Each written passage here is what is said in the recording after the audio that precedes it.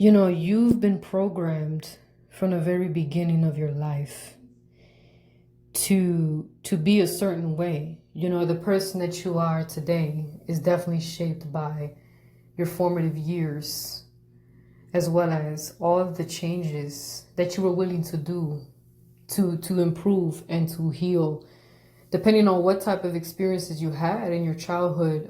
If they were traumatic, then you definitely had a lot of work to do on yourself, and it could feel very unfair because you never asked to go through those things, you know. And that's one of the things that causes us to be angry, you know. And you have every right to be angry because you didn't ask to go through that, to go through that bullshit, you know.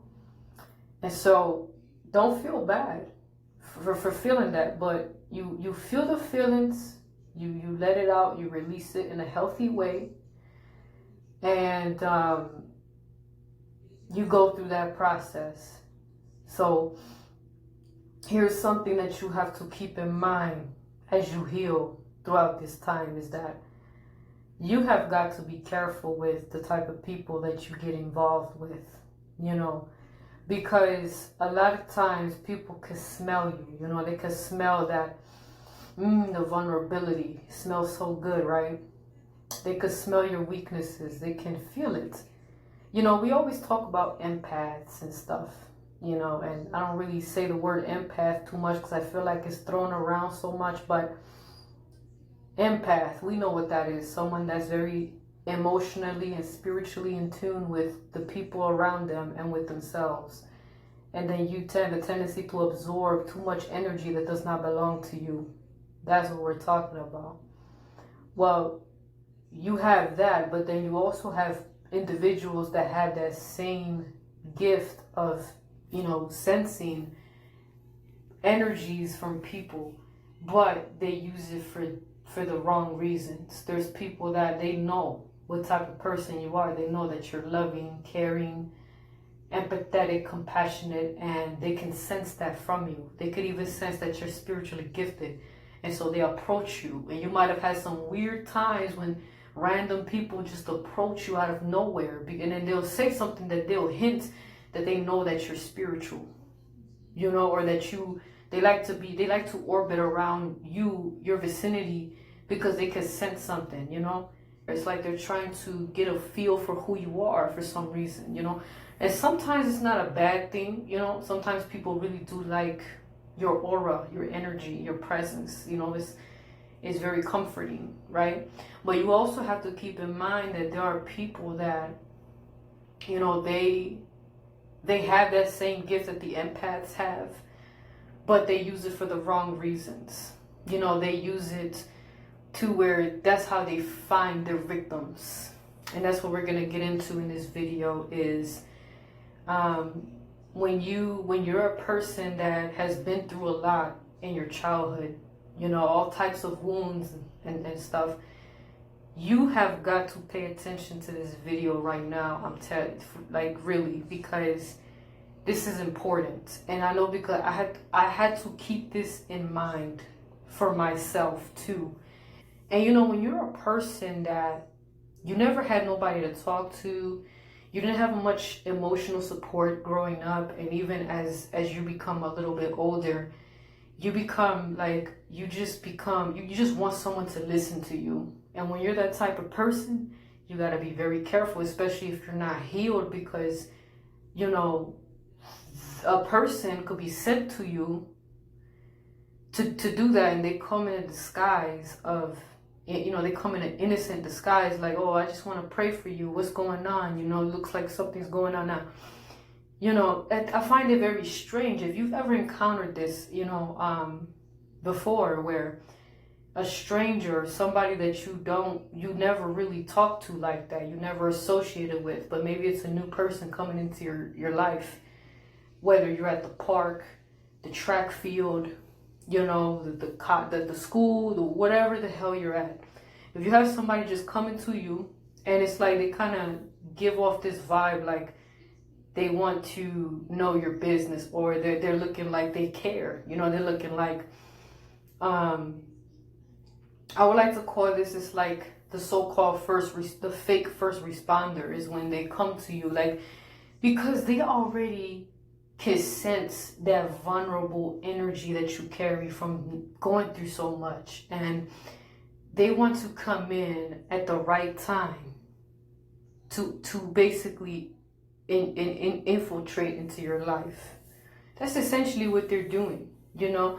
And so when they come to you and then they say, what's going on with you, you know, they want to know so much about you, about your problems. And it's just like, you've never talked to this person before, or maybe you just met them and all of a sudden they want to know all this stuff about you because they just care so much. Got to be careful with that, because to be honest, most people are not empathetic, you know, but there's more predators than it is empathetic people. We could say that for sure, you know. You have to be careful with that, you know, because now why do they do this? See, the goal of the predator is to infiltrate into your life, right? They want to sink their claws into you, right? But it's like when they see you, they see you as the easy target because you're probably going through something, or they could tell that you've been through a lot. Sometimes people could look into your eyes and they can tell that you have a lot of pain and sorrow, and they can sense that you were not loved properly. How do I know that? Because I was once that person that used to have that vulnerable vibe at one point. It doesn't mean that I'm weak, not at all. If anything, I was too strong for my own good. And it's only human for you to want comfort, for you to want someone to care. But unfortunately, we had to harden ourselves a little bit on the outside because we don't want this to happen, what I'm about to tell you. And that is when an abusive person infiltrates into your life by taking advantage and capitalizing off of your weaknesses and all the things that are going on that you have not resolved yet. And also when you give them your power, because that's what you're doing, because you don't know, like you are in a position where you're not at your best. And when you're not at your best, that stuff happens. Abusive people love they love to deal with people that have childhood traumas, unhealed wounds. The more wounds, the better. They love it because when you have wounds, your neural wiring is pretty much all over the place. So you're not at your right mind, you're not at your right state of mind, and your spirit has taken so many blows from all the things you've been through. Here's the thing, when you have all these unhealed wounds, basically you have all the right software, right? You have all the software, the programming that, let's say you have all the apps, you know, when you get a phone and it comes with certain type of apps, it's like, imagine you get a phone and it has all the apps that you want. You don't have to go on Google Play or Apple Store to download all of this stuff because it already comes with everything that you like. You know, it's custom made.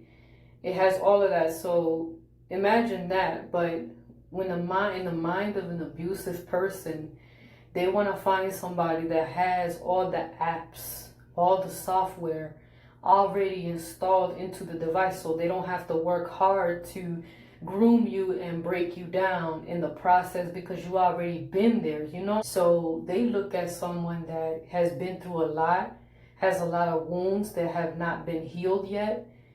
They look at that as that's like the jackpot for them, especially when they find out that that wounded person is very empathetic. You have a good heart, you've been through a lot, yeah, they love that. And when you're not aware of your value, yeah, they definitely love that. And all the other stuff, you know, when you're wounded, you carry all of the, like I said, you've already been conditioned to think a certain way. So now they know how to play with your mind and with your emotions.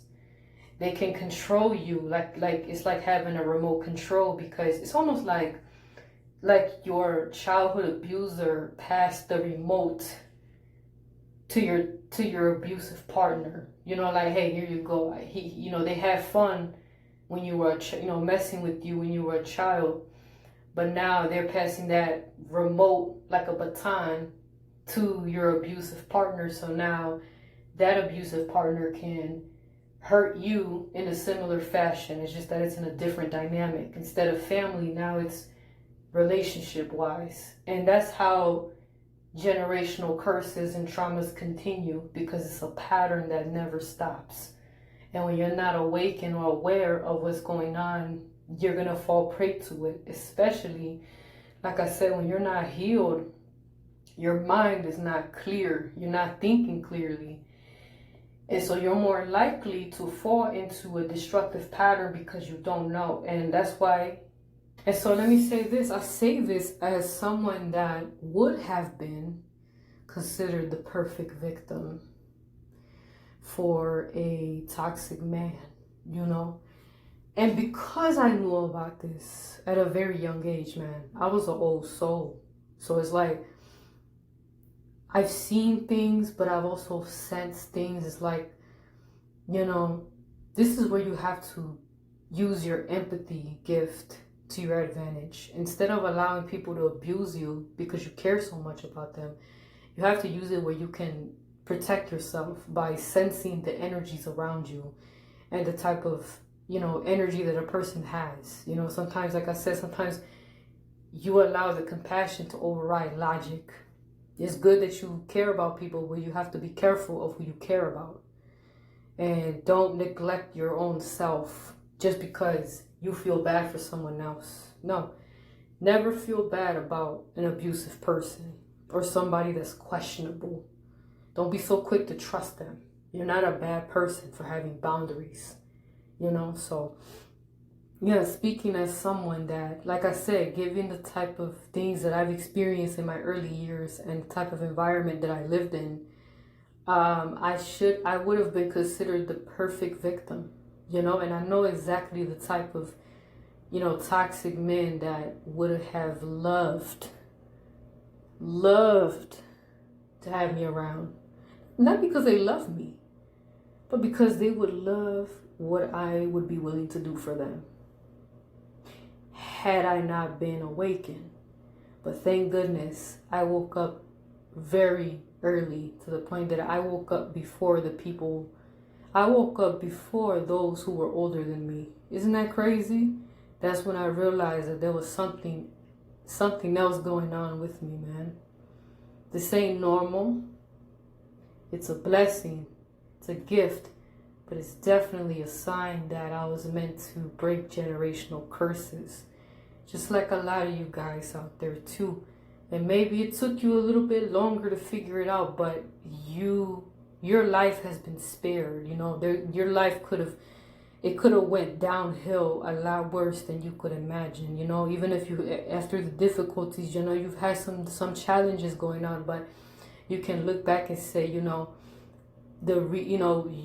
paid attention to God's voice when He was speaking to you, when God was telling you to stay away from certain people. These abusive people, like, they love the device that has all of their settings set up to where they can start their program like that, just like that. They could start abusing you, and then you're just gonna fall in line because it's just like home.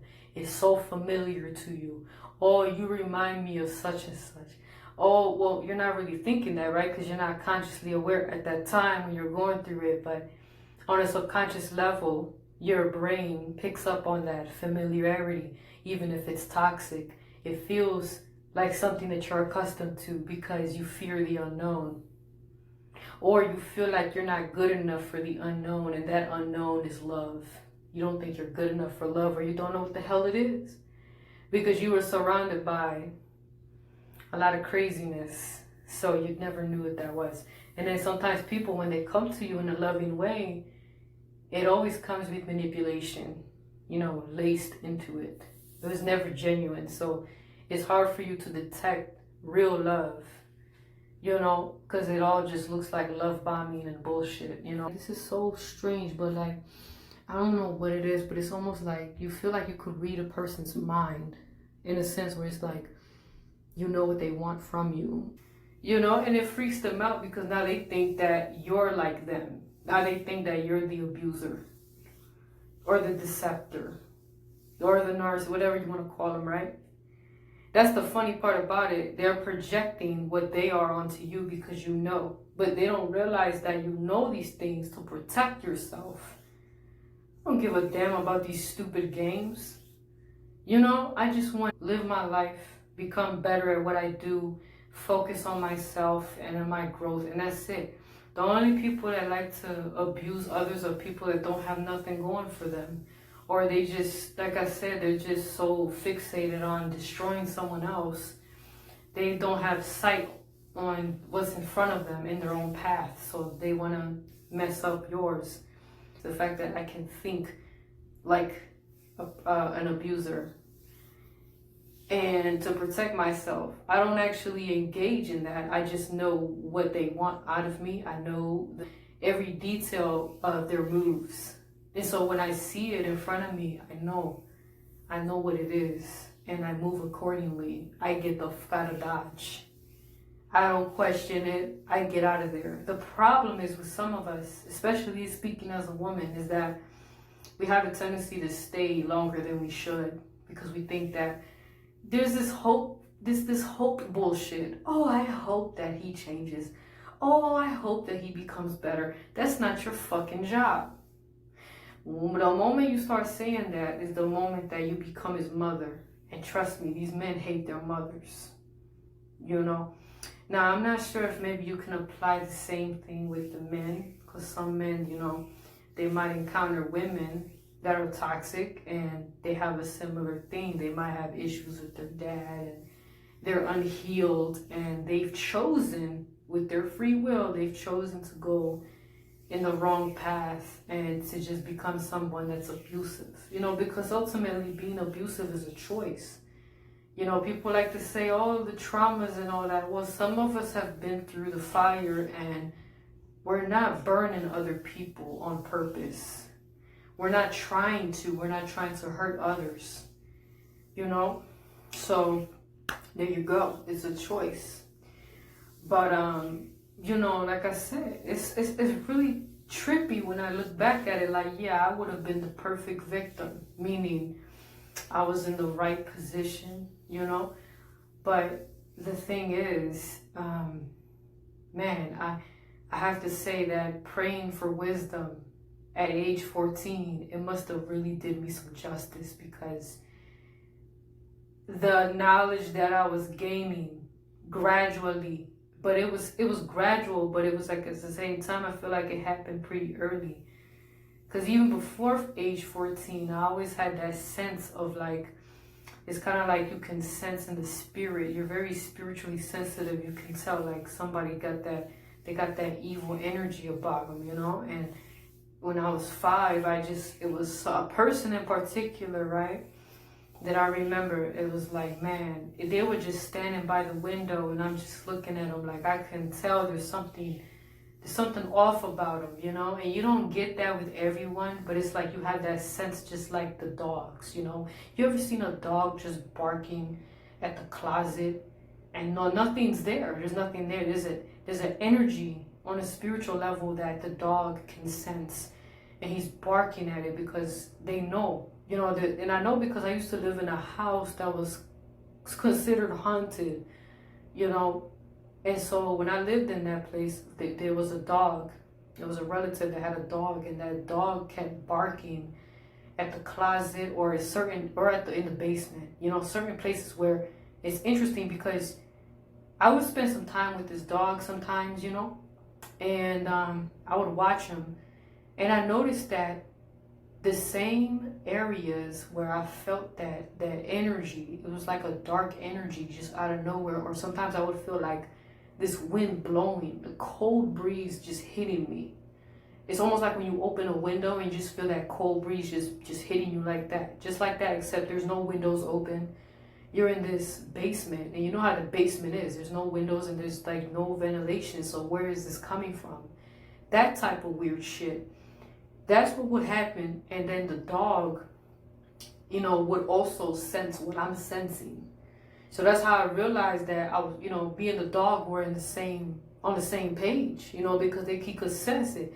And then he would look at me like he understood that I understood his senses, you know, and, you know, that's what would happen. And then sometimes the dog, he looked like he was like kind of afraid at the same time and had a lot of anxiety too, you know, because again, there was a lot of dark energy in that house. So the dog would then come close to me, you know, but at that time, you know, the dog would come close to me and like, you know, sit on my lap or something or next to me because he wanted to be comforted. But then sometimes the energy would be so intense that he would stand in front of me to protect me. I guess he had this protective type of, you know, demeanor about him, and because they know, they could sense it, you know, and it even translates into my dreams too, where I have dreams about, you know, having a dog or dogs, you know, just with me, guiding me and stuff like that.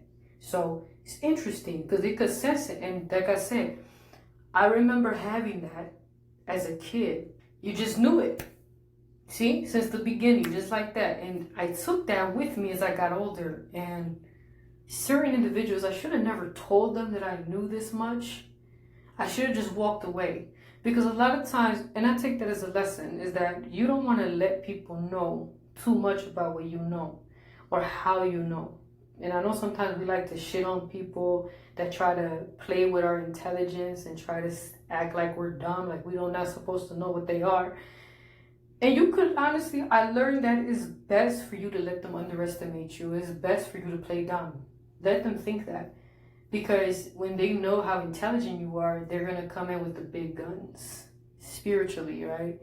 They're going to really go hard to try to deceive you. You know, do not underestimate what manipulative people will do to get full VIP access to your energy. And they will drain you. They know if they know who you are, they're going to do it. So you have to be careful. But I learned my lesson. Don't let them know you know too much. Because then they're going to find... sometimes we think that, oh, by telling them how much we know, somehow that's going to make them run away. Well, in some cases they do. That does happen sometimes because it's too much work because now they have to work. But there are people that are willing to do all of that extra work, especially when you're a chosen one. If you're someone that's very rare, extremely valuable, man, do not underestimate your value when you know you've got a lot going on. Understand that they will go to great lengths to have private access to you 24/7. And man, if you get stuck with somebody that's toxic, it's going to be very hard for you to get out. And let them know about your childhood traumas and wounds. Ooh, yes, they're going to find ways to keep you stuck with them for the rest of your life. And you don't want that. And they also want to take your inheritance, your everything that comes with the stuff that you, with your purpose, you know, whatever you've got going on. You better believe that. And you might think, you might not believe it now because you come from nothing. You came from nothing. But the more you work diligently at what you do, you gotta believe that you are gonna get to a point where you're gonna reach a point where you're gonna be doing better than you did when you were growing up. I can guarantee that, especially when you're a person with a higher calling, or at least you have some type of purpose. And even if it's not financially based, you could be getting older, but you're aging backwards, and you could be someone that has a lot of wisdom and you're gathering that over time. You know, you have this aura and this energy. Do not underestimate the power of your energy and your wisdom, because that's still currency. That's still valuable enough to where these type of people, these toxic, abusive people, they can try to usurp everything that makes you, your essence. Don't underestimate that. Don't think just because you don't have a lot of money that somebody won't come in to try to take from you, because you still have a lot of value within, you know. And that's another thing to keep in mind. But you know, you came with that software. You came with all the apps. I would say not just the apps, but it's almost like, it's like having malware, viruses all over you psychologically. And they love that because now they can hack into your system, which is you. You're the vessel, the temple. They can hack into your, right? Because you already have that, Let's say we're talking about an intruder that wants to take something from someone's house. They want to break into it. But let's say the house, you don't have to break through the window. The window already has a crack in it. It already has a hole in it because somebody already broke through the window before. They're going to go with whatever requires less work and also hard to be noticed, because if the window's open or if it's already been broken, you could easily just go in and take what you need, rather than doing all this extra stuff to break in. So there's that. And that's the thing. The abusive person does not need much to break into you and into your spirit, because you already been broken down and you have not healed enough to where you can see clearly and think logically, And I know because sometimes, there was a point in time when you couldn't really think straight, and that's just a normal part of going through things in life, and you're not where you need to be. That's why you have got to be careful with who you allow into your life, and also understand that if you're not ready, you're not ready. Don't try to force yourself to be ready. Don't try to make something happen that, your mind is not prepared for. It's okay with saying no, but I do understand that some people can't take no for an answer. So, but still, at least you stand your ground. There's nothing wrong with being difficult. It's just a matter of who are you being difficult toward? Because, it's better to be difficult than to be easy when it comes to these shady characters, But one thing that we have to learn, for some of us that have been in survival mode and we make it hard for people to love us, it's like we make it hard for people to manipulate us, but now we have to learn how to open up with the right people so that the right people can love us. That's the part that we have to learn, but don't rush it. If you're not ready for that yet, it's okay. Just focus on addressing your wounds. That's the first thing you do. Keep growing and keep investing into yourself spiritually, keeping that relationship with God, because that's definitely important. And, over time, you're going to see changes happening the more that you continue with this. You have to fall in love with the process. There's a lot of processing that your brain has to go through in order to be able to move to the next chapter. And that's okay. That is okay, Don't be ashamed of your gradual process as long as it's actually moving in the right direction. That's what matters. You don't want to be stagnated.